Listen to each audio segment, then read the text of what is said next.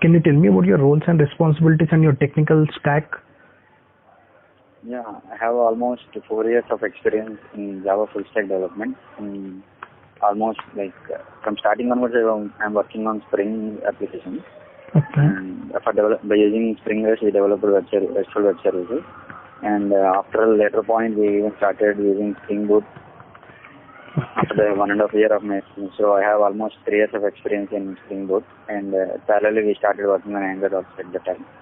Okay. So the main and coming to build tools part, we use Maven, and coming to server side, we are using in local normal Tomcat and the Spring Boot application. Anyway, and the Tomcat will be there. We will use directly that one. And production wise, we are using JBoss to deploy the application. Okay. And from ORM side, after using Spring Boot application, we are using Spring Data API directly itself to consume the data from the database. Okay. From previously for our starting application, we used the OpenJPA. Okay. Okay. Which version of Java you are working? Java 8. Java 8. How long you are working on that? From starting house, I'm working on Java 8. Okay. How much do you rate yourself in Java 8? Out of 10? 3.5. Sorry? 3.5. Huh? 3.5. Out of 10? Out of 10 now. Okay, 7. Okay, fine, super. On Spring in Angular, which version of Angular you have worked? 6, huh? Yeah. Okay. How much do you rate yourself in that? Out of 10? Yeah. 7. Super. Spring Boot? Spring Boot also 7. Okay. Spring? Yeah, 7. RESTful web services? Yeah. Obviously, that one also is 7. 7. Okay. So, which implementation you have used for REST? Which implementation? Yeah. Starting visit to which implementation? Okay, fine. No problem. Like which framework you're saying? During starting of my initial career, we used Spring REST, and later now we are using Spring Boot. Currently, I'm working in Spring Boot. No. I'm not talking about Spring Boot. Have you heard anything about Jersey? No, that is what Jersey is the old version thing, right? In Spring Boot, you can use Spring. You can use Spring Boot to develop RESTful Yes, services. that is what I'm asking. Which implementation you have worked on? Spring Boot. Spring Boot is a REST implementation. Yes.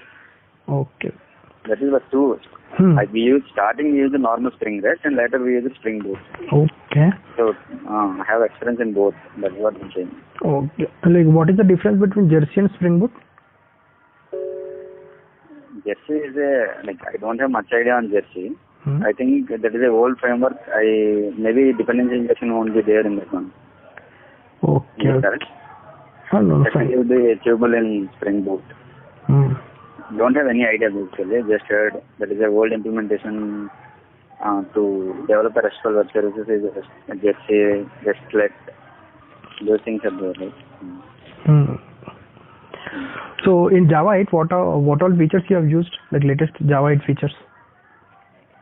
Functional interfaces, and in normal interfaces also now we can. Previous to Java 8, we can't implement any methods in interface, right? Every method is their abstract method. Now we can even implement default method and static method. Okay. Default. No, have you used any of these things? Yes. Yeah, like functional interface and default and static methods you have used. Yeah. So in which what is the scenario where you have used default and static methods in interface? So let's say instead of using some class, let's say if you are using an interface, we want to use some method which we can use for both, which are the classes which are implementing that one. So similar to utility method, at that purpose we are using default methods. Okay. And in which scenario you have went for functional interface? Like what is the what is actually functional interface? The interface which is having contains single abstract method. Okay. Mm. So like in which Whenever scenario? we want to use, directly we can use the lambda expressions to implement that one. In that case, we'll go with functional interface. Okay. So using lambda expression, we go for functional interface. Yes. Okay. Have you worked on exceptions? Yes. Can you tell me like the basic idea of exceptions? Like what are exceptions and what kind of exceptions we need to handle? Exceptions, there are two types of, actually main class is main one is a throwable. Then there are two types of things will come. One is exception and one is error. The errors which can be handled are called exceptions. The errors which cannot be handled are called errors. So errors means stack overflow error, out of memory error, those kind of things. So exception means, let's say if we have 11 or 2 to 3 statements, and let's say at the second statement some exception came. The third statement is not independent of the second statement and you don't want to stop the flow, we will handle that exception. So we can handle it by using try catch, and we can, in that exceptions also there are two types of exceptions. One is runtime exceptions and checked and unchecked exceptions, which are checked is normal one and unchecked exceptions are runtime exceptions. And what do you mean by normal exceptions? I didn't get that one. Normal exceptions won't be there. Either every exception may be either checked or unchecked exception. So how do we differentiate these two? Like based on what we differentiate? Runtime exceptions means we can get over the runtime itself. We can't handle directly. And the checked exceptions we can handle at compile time itself. No, yeah. If you are handling it at the compile time, that means JVM is asking us to do that, right? Compiler is asking us to do. Based on what it is saying us that this should be handled at the compile time and the other exception need not be handled at the compile time. I did not got the question. Please. See, let's say if you have one arithmetic exception, let's say, if you consider one int x equal to, some int y equal to some 5 by x, okay? X value may be 0. X is one int value, x value may be 0. So at that time, exception may come. So there is a possibility for us. Yes, completely At agree. that time we have to handle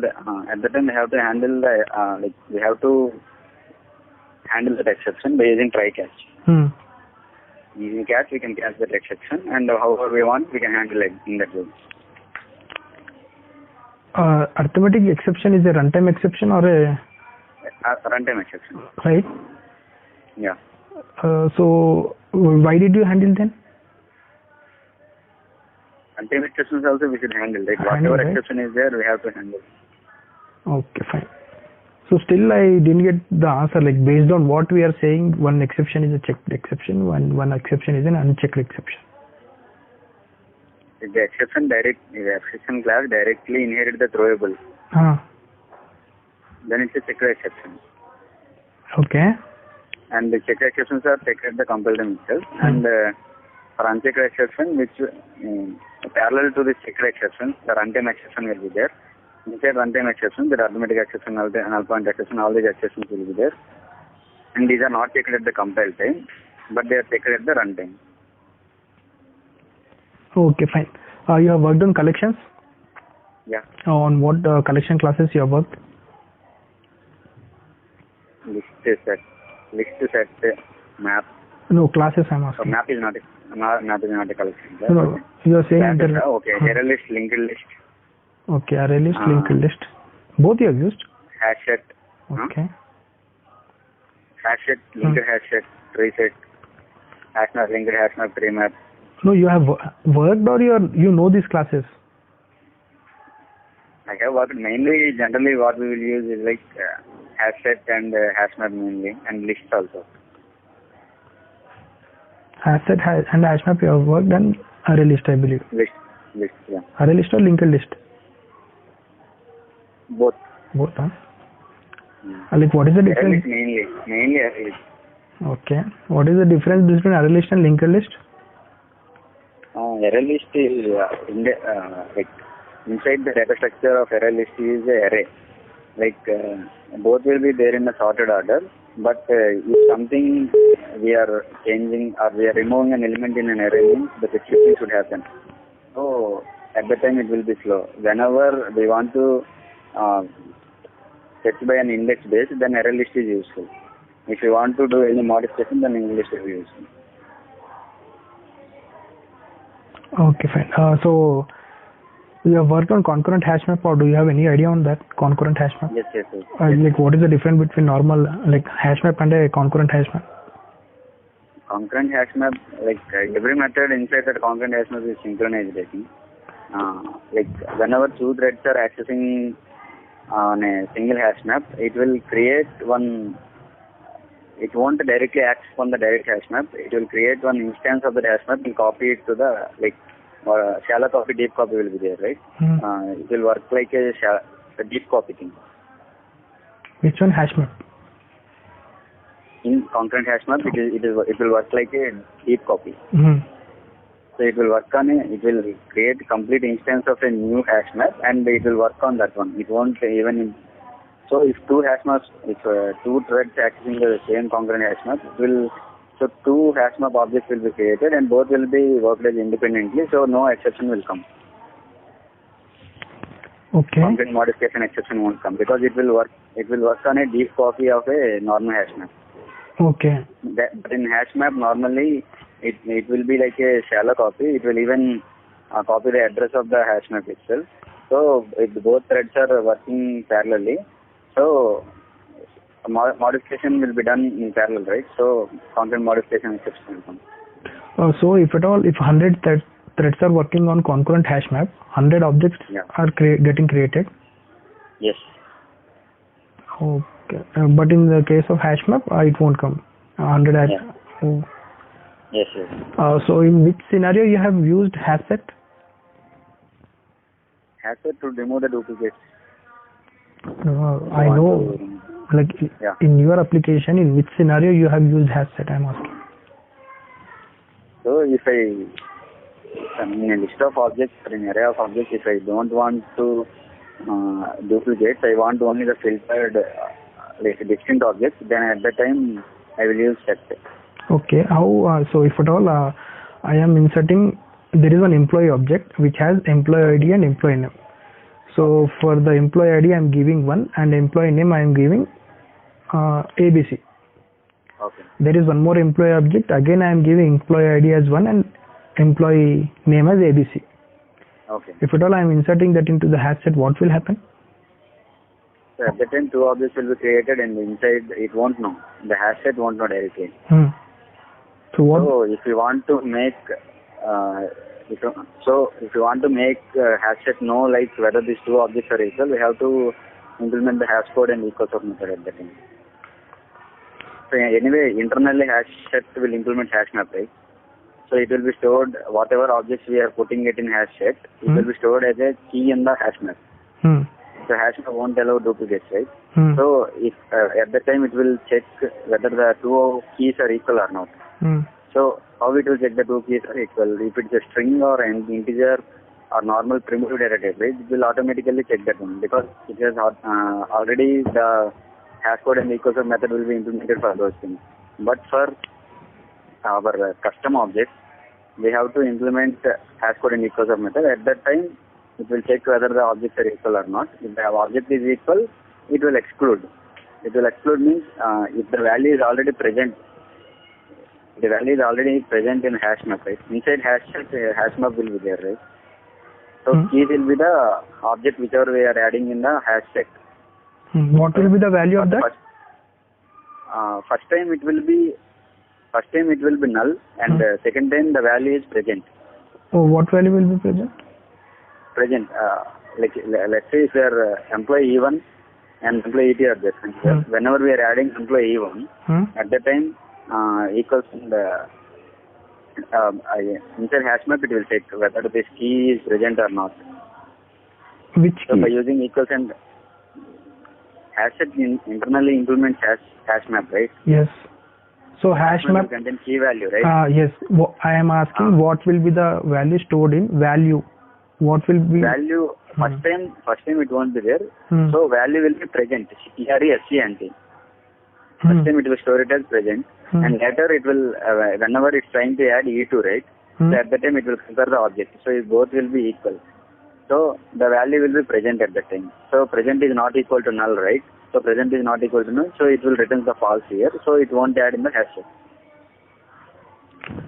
Okay. Fine. You have used worked on any threading, multi-threading. Have you worked on multi-threading? Multi-threading directly didn't work. Like I know the concept. Okay, fine, no problem. Like what all annotations you have used in Spring? What are annotation? Component, service, controller, repository, valid, enable string security, enable string web security.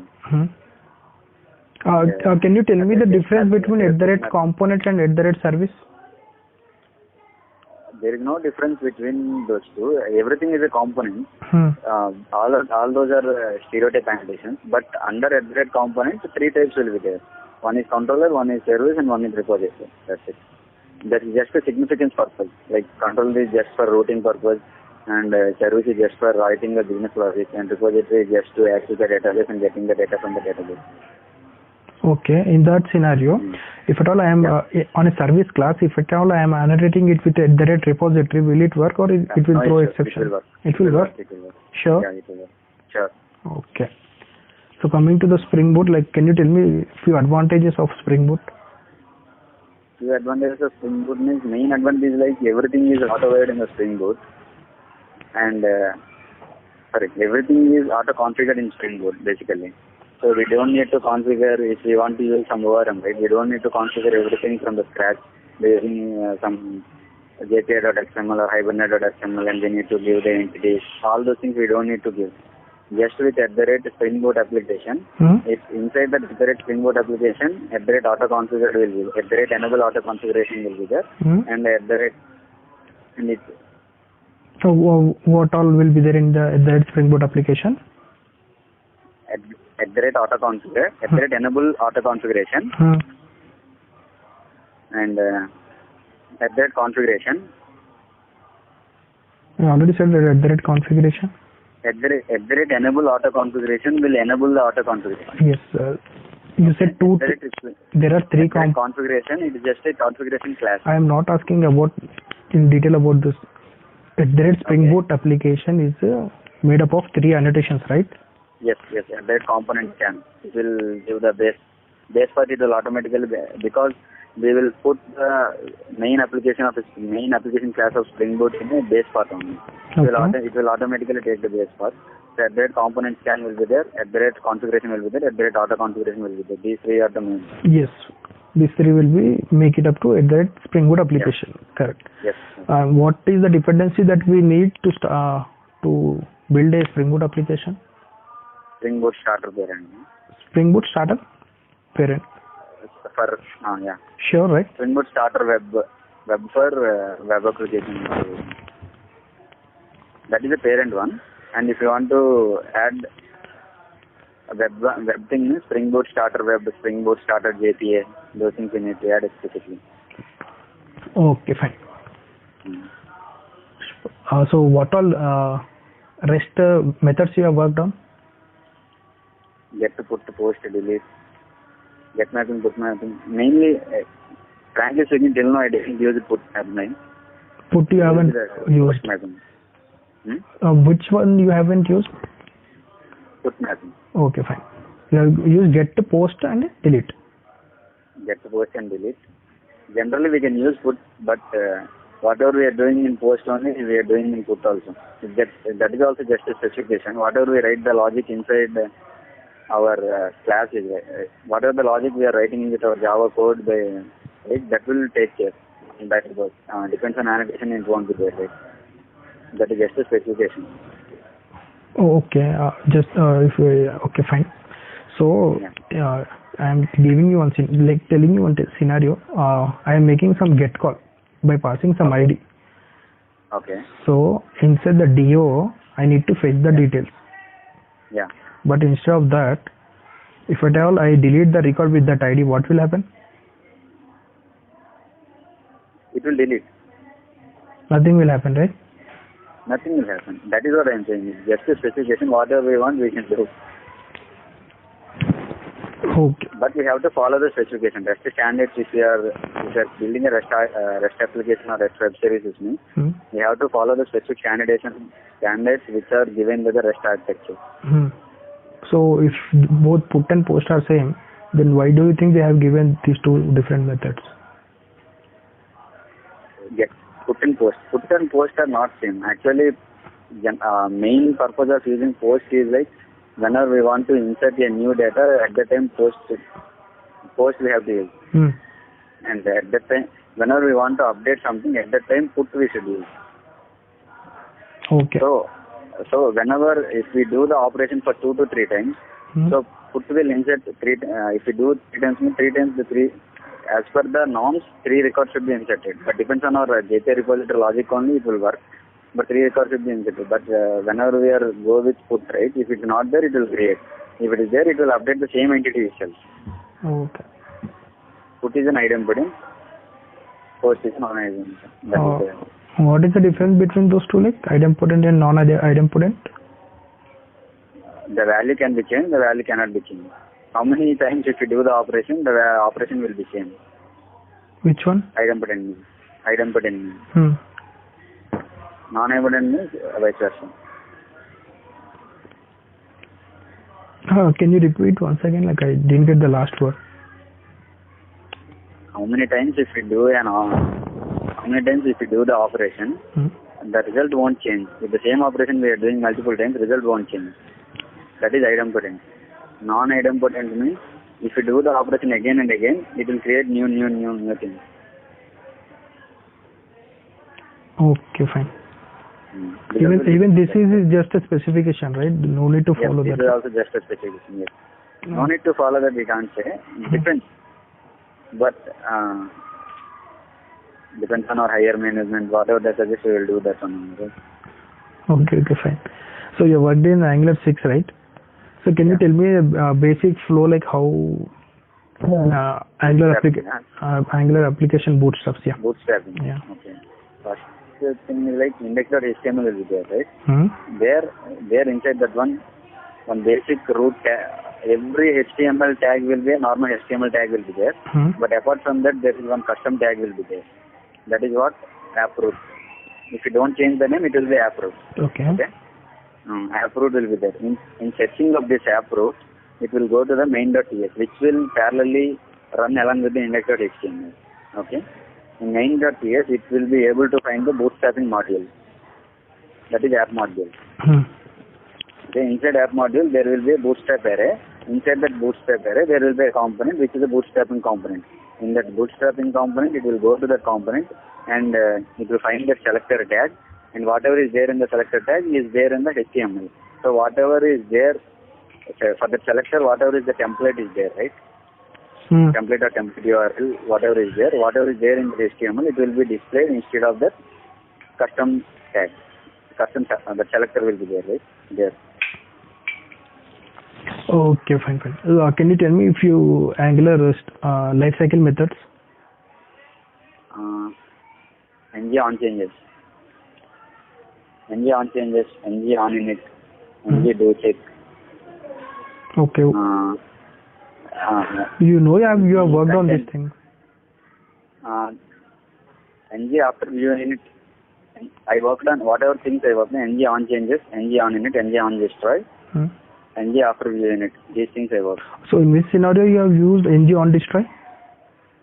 In the on this way, whenever we want to unsubscribe some observables or any event to detach any event handler, we have some memory leak. No, give me a scenario where you have used in your application. Same. Unsubscribing observables. Observable. That is the main. If we subscribe any observables, at that time, if you want to unsubscribe anything, for that purpose we use. Okay, like in how many ways data can be transmitted from one component to other component? From one component to other component means if it's having parent-child relationship, right?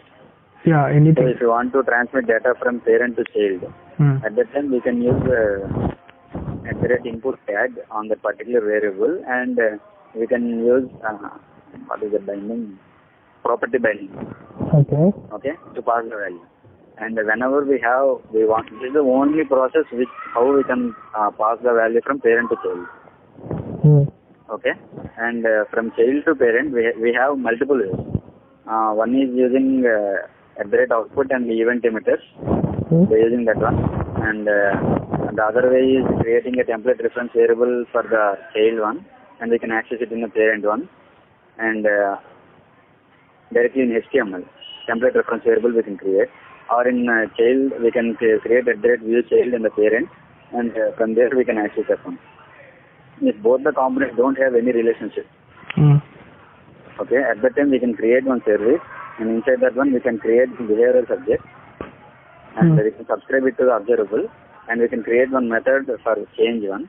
So on the change, we can in observable we can have on next, on error, on error, and on complete, right? So you can use the use of on next method. So wherever the components are subscribing this one. One second, I will. Amma. One second. Okay, no problem.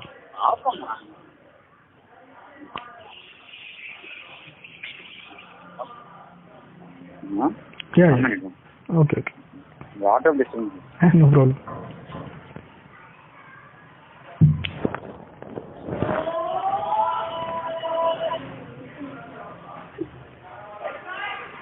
Hello? Yeah. Both the components don't have any dependency or either parent-child relationship are there, right? At that time, we can create one service, and there we can use the subject concepts in the RxJS and behavioral subject. If you use behavioral subject, we can subscribe. It has capability of subscribing to an observable, so we can make it as observable, and we can create one method with change or something, and inside that method we can you get use of observable next method dot next. So wherever we want this value to be we can subscribe there, and wherever let's say in two components we are subscribing this value, but in third component the value is getting changed. Okay. So at that time we can use the change method whichever we created in the service. So on change method, this observable will subscribe the thing, right? So whenever the value is changed here, it will reflect there also. Yes, got it. So this is your first round, right? Yes. Okay, I'm done from my end. If you have any questions, you can ask me. Just feedback. The feedback will be given by my HR or my manager. No, normal thing. No, you were good. Okay. How many rounds will be there? Any idea? I don't have any idea. I just got a mail regarding your interview. For which project? It will be mostly for Cigna client. Client will be Cigna. Okay. But I'm not sure about the exact project what you will get in this, because there are multiple openings in multiple applications. Okay. But I am looking for full stack project. Every project is full stack only.